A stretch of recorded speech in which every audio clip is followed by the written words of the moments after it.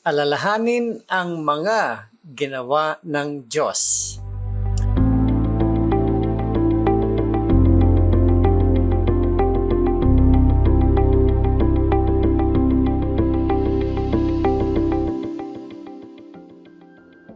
Kamusta po kayo? Pastor Arnold po. Minsan sa buhay, doon lang natin nare-realize na God is all you need until God is all you have. Na kailangan mo lang ang Diyos kapag wala ka na talagang maaasahan pang iba. At kadalasan, yun mismo ang gustong ituro sa'yo ng Diyos. Kapag dumaranas ka ng sakit at pakiramdam mo'y mahina at talunan, kapag iniisip mong wala kang masasandalan at natatakot kang malugmok, doon mas lalong nahahayag ang lakas ng Diyos. Sabi ni Apostol Pablo sa mga taga-Korinto, "Each time the Lord said, 'My grace is all you need. My power works best in weakness. So now I am glad to boast about my weaknesses so that the power of Christ can work through me." 2 Corinthians chapter 12 verse 9 ng New Living Translation. Na ipagpasalamat mo na ba kay God na kahit may mga tao o sitwasyon na parang laban sa'yo, siya naman ay kumikilos sa loob mo para mas maging katulad mo siya at para ipakita ang lakas at kapangyarihan niya? Sabi ng Diyos, "Giving thanks is a sacrifice that truly honors me." Psalm 50 verse 23, "Giving thanks is a sacrifice that truly honors me." Natututo tayong maging mas mapagpasalamat ngayon kung aalalahanin natin ang mga ginawa ng Diyos sa atin noon. Kapag binabalikan mo kung ano ang mga pinagdaanan mo at kung paano siya nagbigay at naglaan para sa iyo, para itong isang handog sa Kanya.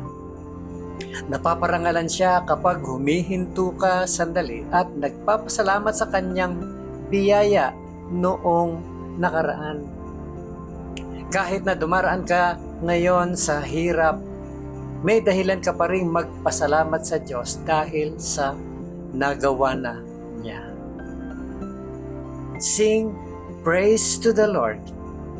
Tell the wonderful things He has done. Psalm 105 verse 2 ng Good News Translation. Ano-anong kahangahangang bagay na ang ginawa ng Diyos sa buhay mo noon?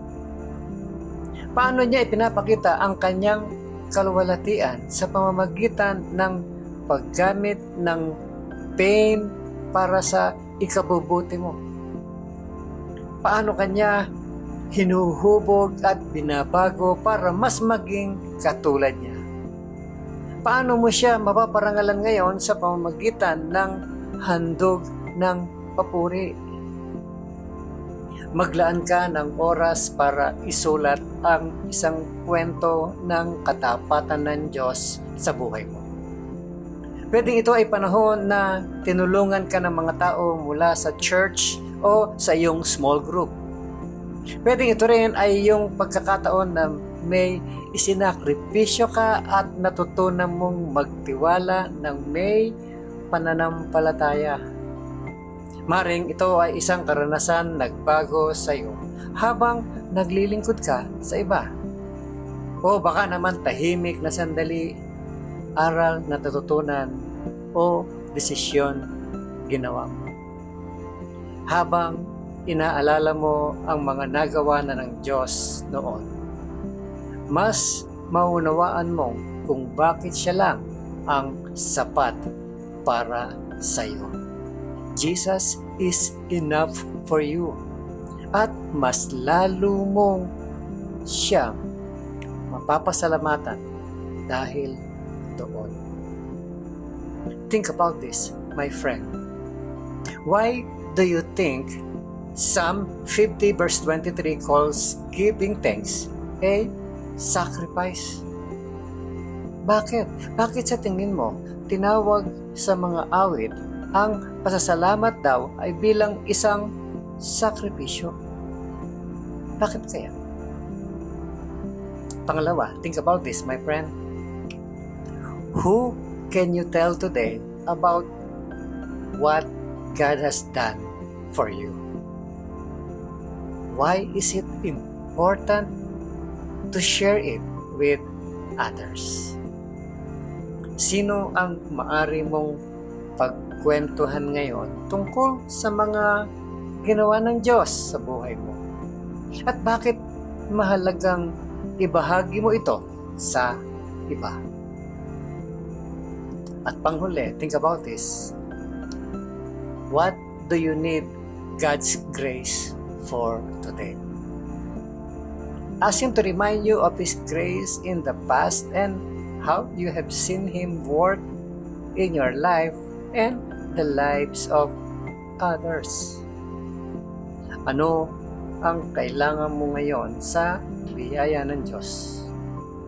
Hilingin mo sa Kanya na ipaalala sa iyo ang Kanyang biyaya noon at kung paano mo siya nakita na kumilos sa buhay mo at sa buhay ng iba.